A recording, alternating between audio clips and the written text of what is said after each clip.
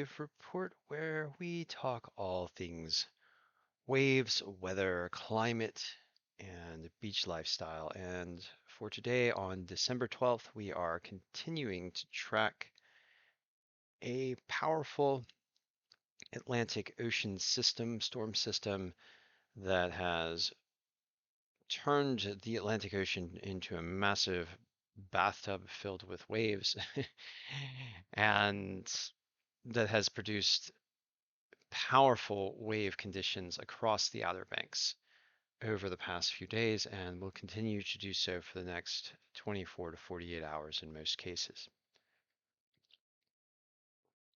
Today, the large swell produced by this storm is starting to subside at some beaches. So we've reached probably maybe even a little bit past the midway point in this event, but the storm has not yet lost its juice for the Outer Banks. And so we are seeing some select locations with wave heights continuing to rise, or at least predicted to continue to rise over the next day, which is very exciting for us surfers because, well, as as most of you know, surfers get really stoked about big waves.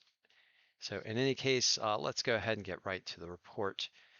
This is a satellite image provided by our good scientist friends over at NASA who work so diligently to do so many good things for all of us.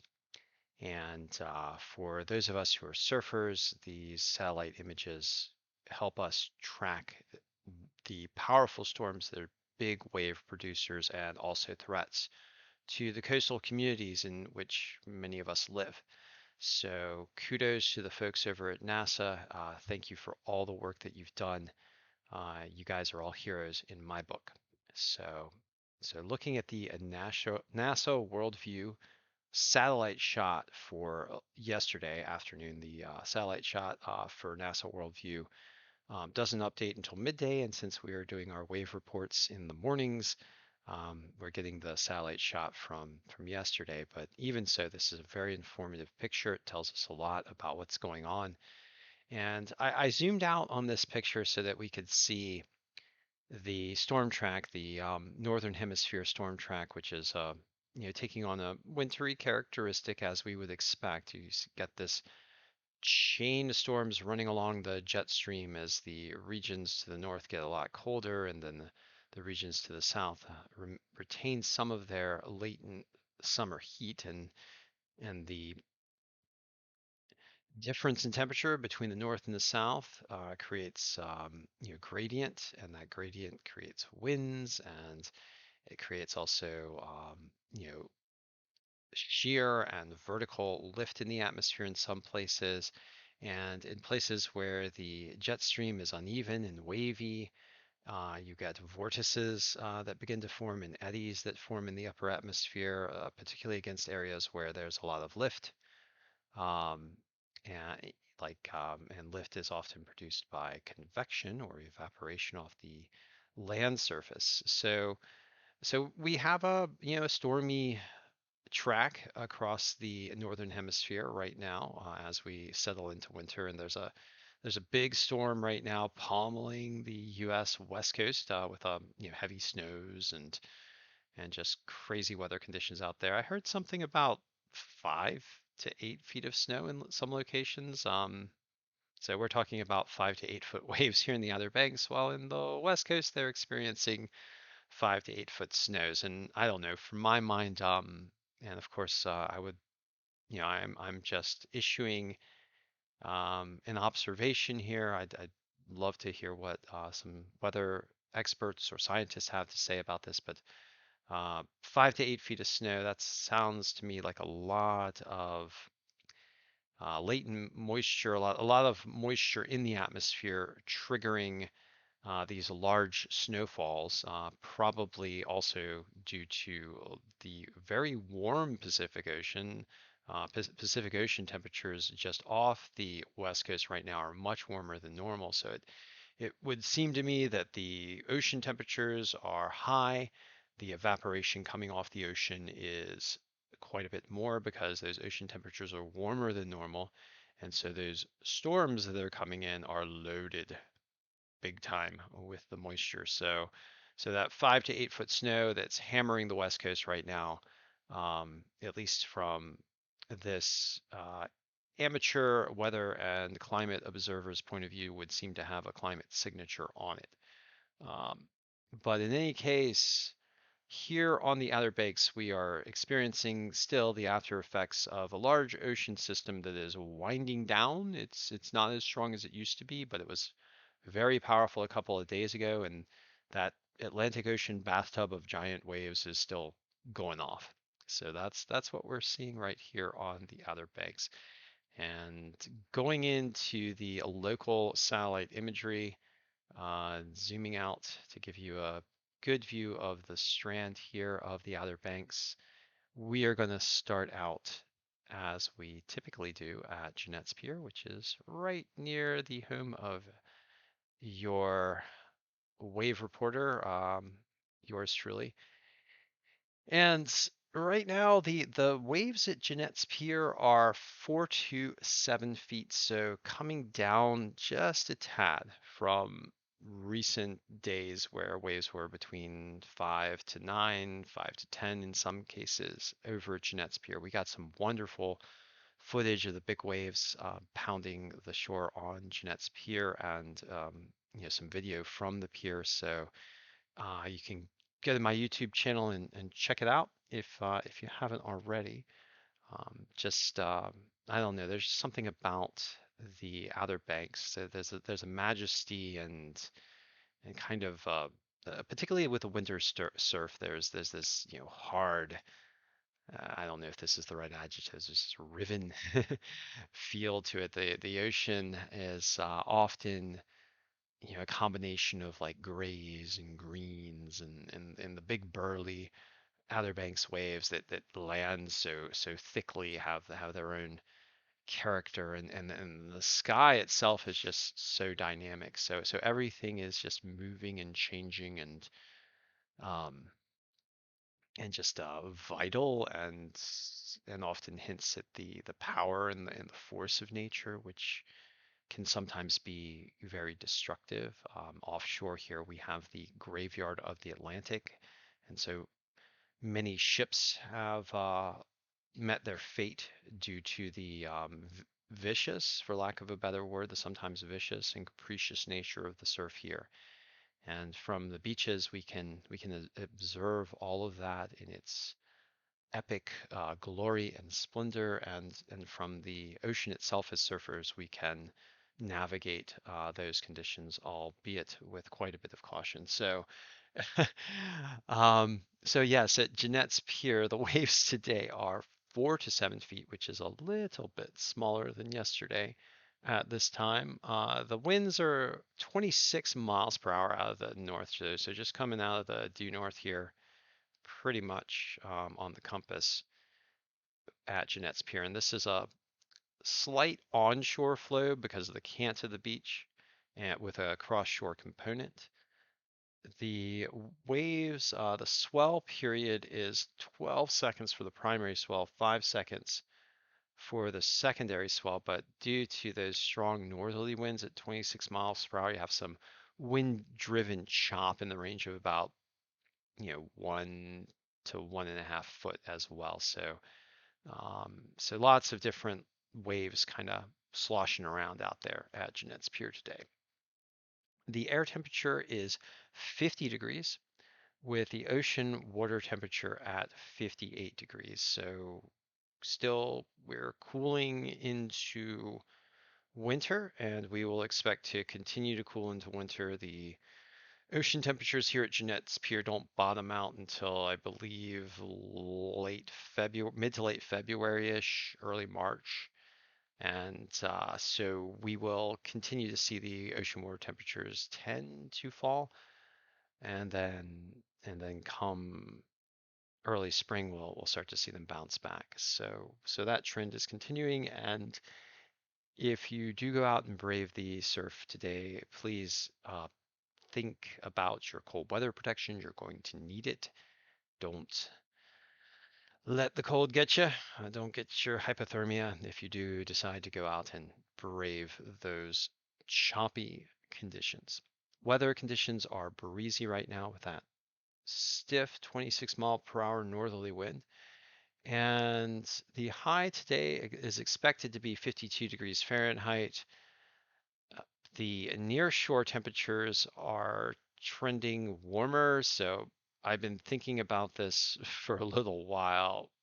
And what I'll say is that temperatures near the ocean at the beaches will tend to be a degree or two warmer than the official National Weather Service high projected because the ocean's a bit warmer as well. Heading on south, we are going to take our second observation from S-turns. I'm going to head south past Coquina Beach, head past Oregon Inlet, which I just learned yesterday. I knew this already that Oregon Inlet was formed by a hurricane.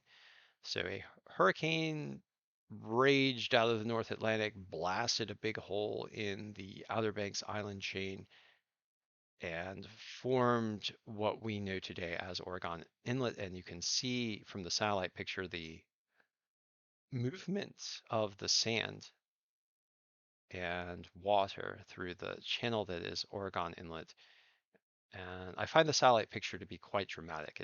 I can just imagine a massive surge of water blasting through the thin strand of the Outer Banks and depositing a huge volume of sand into the sound here, which you can see in these bars from the satellite. But what I learned was that this occurred back in 1846. So this was a no-name storm. This was before we had the official naming conventions for hurricanes. So yeah, just one more thing that I've learned about the Outer Banks, and I expect to learn quite a bit more as I go.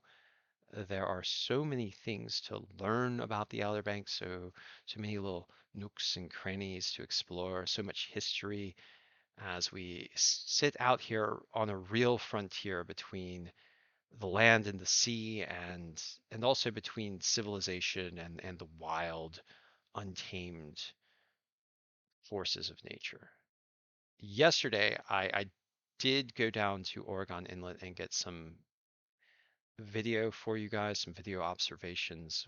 We walked out onto the Bonner Bridge Pier. So the Bonner Bridge was the bridge for a long time that connected Body Island with Hatteras Island down here. And that was built in 1963, but it was not expected to last a long time because there are so many storms here in the Outer Banks that the bridge just got pummeled and battered and damaged by multiple systems. More recently, Hurricane Sandy slammed the bridge with its own conditions and cut off roadways to the bridge. So those had to be repaired. And finally, the state of North Carolina decided, and the federal government decided to decommission the Bonner Bridge and build a larger bridge. So over Route 12 here, and they also set the larger bridge back, which was wise because I remember driving over the Bonner Bridge on many occasions, and the Bonner Bridge was just right there in the confluence and the chop and the larger waves. So if you want a series of observations from the Bonner Bridge Pier, you can find that over on our YouTube page at Robert Scribbler. We got some video of the life-saving station there, which was manned by uh, a diverse crew. So leaning into our culture of plurality here in the United States. And that diverse crew saved many lives as ships were wrecked off of Oregon Inlet.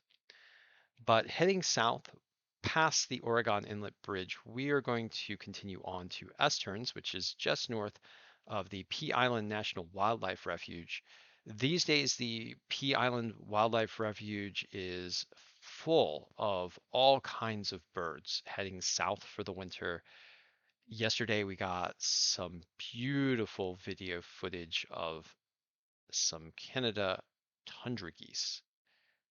These creatures are majestic, white, graceful, and there are hundreds of these wondrous creatures down there right now sheltering at the Pea Island National Wildlife Refuge. So if you do have the opportunity to share some time with nature, or if you're a nature observer, you enjoy national parks and national wildlife refuges, I highly recommend the Pea Island National Wildlife Refuge. It's just a glorious place. But for the waves, and I know I've talked a lot about the Outer Banks here in this wave report, so I kind of geeked out about it yesterday as we did some trips down. And I've been to these places before, but every time it's like a renewal of the spirit. So yes, going to Esterns to talk about some waves. I will talk about waves, I promise. Esterns is just north of the Pea Island National Wildlife Refuge on the Route 12 strand. And today the waves at Esterns are 5 to 8 feet. The winds are 26 miles per hour as well out of the north.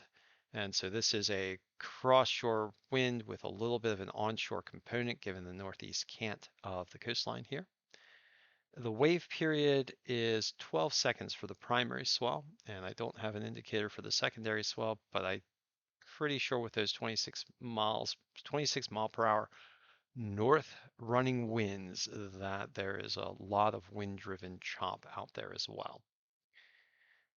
The air temperature at Esterns is 53 degrees Fahrenheit, with the ocean water temperature ranging up to 62 degrees Fahrenheit, so already 4 degrees warmer than at Jeanette's Pier, just maybe about 10, 12 miles to the north.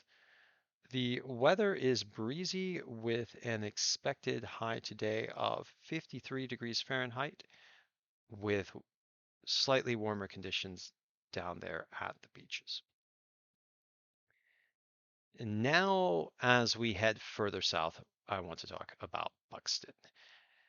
We've experienced waves coming down a little bit, both at Jeanette's Pier and at Esterns. At Esterns yesterday, the waves were probably closer to 5 to 9, maybe even 5 to 10 feet. And today they're 5 to 8 feet. But down past Avon, as we head on toward Hatteras Light Station, the beaches at Buxton right here, just to the north of Hatteras Island, on this thin strand of shoreline, are experiencing the largest waves right now on the Outer Banks. And this area is, there's a little bit of story to tell for it today, because we are right now seeing the largest waves on the Outer Banks in the range of 9 to 10 feet presently. And the wave reports and wave models are showing that this region, for some reason, is expected to see the waves get quite a bit larger over the next 24 hours. So by the end of today, at sunset, the waves are expected to be 12 to 14 feet at Buxton. By midnight night tonight, if anyone, I don't know if anyone would be crazy enough to go out and surf those conditions. I certainly wouldn't recommend it, at midnight. But the waves are expected to be 14 to 16 feet, are in that range at midnight tonight, which is extraordinary. So huge beastly waves breaking at Buxton. Beastly Buxton. I kind of like that. It's a nice little alliteration there. Maybe a little bit over the top, a little too on the nose. Who knows? But in any case, the waves are expected to build throughout tonight. And then by tomorrow, the average waves are expected to be 12 to 14 feet throughout the day, with some larger waves earlier in the day. So if you are looking for a big wave spot in the most recent storm event for the North Atlantic, it's definitely Buxton over the next day or two. So we're dealing with big Buxton right now. So though the waves at Buxton are 9 to 10 feet, the winds right now are 24 miles per hour out of they're coming out of the north with just a slight eastward component in the winds here, and that produces a cross-shore wind flow with a slight offshore component. So winds just running right down the beach and turning a little bit offshore. Given the strength of those winds, I would expect conditions at Buxton also to be a bit choppy. The wave period is 12 seconds for the primary swell, 5 seconds for the secondary swell, and with some wind-blown chop as mentioned. The air temperature is also 53 degrees down there at Buxton, and the ocean water temperature is 66 degrees Fahrenheit. So a bit warmer at Buxton as well. Weather conditions are breezy, and the expected high today is 54 degrees Fahrenheit, given the thin strand down there at Buxton. Temperatures also near the shore will likely range just a bit higher, with those ocean temperatures at 66 degrees, pushing the air temperatures up. I'm not going to do a full report for Frisco or any of the other south-facing beaches, but what I would like to say is that the waves in the southern-facing regions here are mostly 1 to 3 feet, maybe with a beach or two with a 2 to 4 foot wave height. Frisco right now is 1 to 3 feet. And so the northeast swell, the swell coming in from the north and the northeast, is mostly not wrapping around and producing larger waves. So these beaches here are sheltered, and the ocean temperatures down here tend to be a bit warmer in the range of about 68 degrees Fahrenheit. And this region has not experienced much in the way of the big surf that has come in and hit the east and northeast facing beaches of the Outer Banks Island strand. And waves are expected to remain smaller for this region, but are likely to build by Thursday as winds shift from out and swells shift from out of the south. So that's our wave report for today, December the 12th. And what I'm going to do now is just talk a little bit about the storm systems and the weather forecast for the United States, the Outer Banks particularly, and for the North Atlantic. Here in the north central North Atlantic off of the British Isles and Spain and Portugal is our main weather event here for the North Atlantic, a powerful low pressure system at 968 millibars, which is weaker than yesterday, following the trend of expected weakening that we are now observing, but it is still a major influence on the entire Atlantic Ocean, with large waves being produced by powerful winds sweeping around the storm system over very large areas of ocean. To its southwest, there is another storm system off the US East Coast, which is also helping to produce more waves for the Outer Banks. And to our west, there is another storm system coming through the mountains and dumping a massive amount of snowfall, which is likely to affect the Outer Banks weather over the coming days. And I'm going to go ahead and advance the model so you guys can see what happens. The powerful storm system weakens as it approaches the mainland of Europe over the next 2 days. Our low off the US East Coast tracks out into the ocean and northward toward Newfoundland and Baffin Bay. And the powerful storm that is now affecting the US West Coast runs into the central US by Wednesday. And we would expect some effects from that storm system for the Outer Banks by later in the week, running into Friday. In the models I've seen, low pressures begin to develop off the US East Coast as the storm system exits up, and there we go, a low pressure system developing off Delaware in this model. So we can definitely expect some effects for the Outer Banks from such a nearshore low. The powerful mid-ocean storm and North Atlantic storm that has produced so many waves in recent days by late Friday is now expected to be a thing of the past, but we do have another mid-ocean system, although not as strong. And then as these models advance, the eastern low appears to hang on for a bit into Sunday as this new central Atlantic low meanders for a time. Uh, in general, the waves are likely to be reduced in height, even though we do have a march of storm systems off the North Atlantic. So over the medium to long term, say from Wednesday onward for this coming week, the Outer Banks is likely to experience smaller waves. So getting a bit of a respite from the powerful storm system that we are still now experiencing in the North Atlantic. And here is the wave model at present for the North Atlantic. I've highlighted a region of the storm system where the significant wave heights are at their highest. And right now they're around 27 feet, which is down considerably from their peak of around 45 feet, but still quite powerful waves for this storm system, given the fact that with significant wave heights being the waves that are in the top 30% of waves generated, you sometimes see waves that are double the significant wave height. So you can see waves in the system still probably in the range of about 50 feet in some instances. So very powerful wave conditions still being generated in our storm system.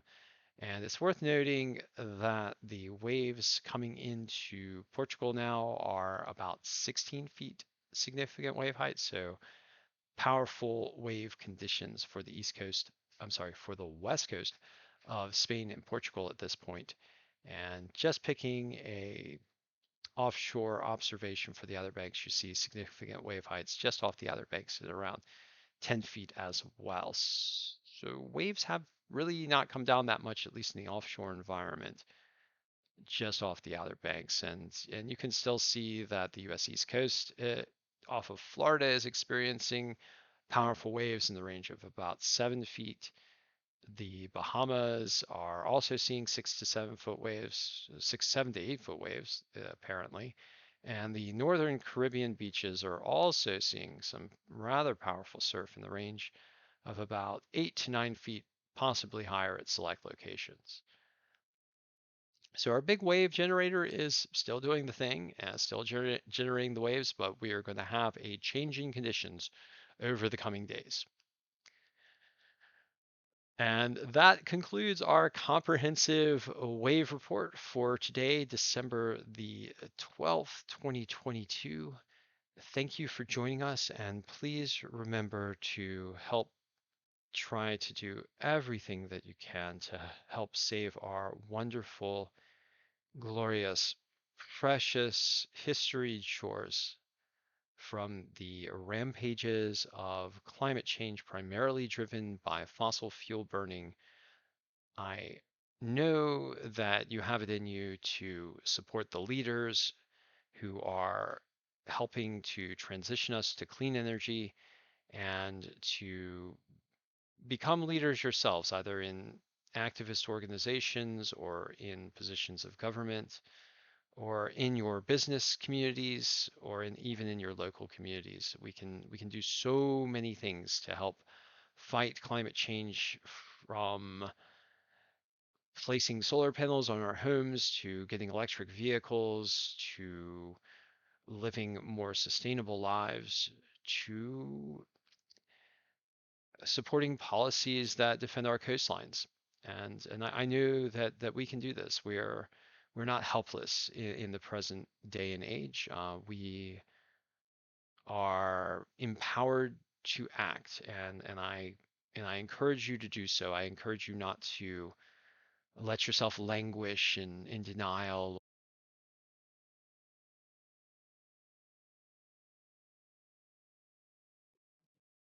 I encourage you not to let yourself languish in denial or despondency or a sense of despair. I encourage you, as we would used to say in the U.S. Army, to keep the faith, to drive on with the good mission of fighting to save our shores from the effects of rising sea levels, to reduce the rate of that sea level rise by taking individual and political and group action in whatever organizations you touch.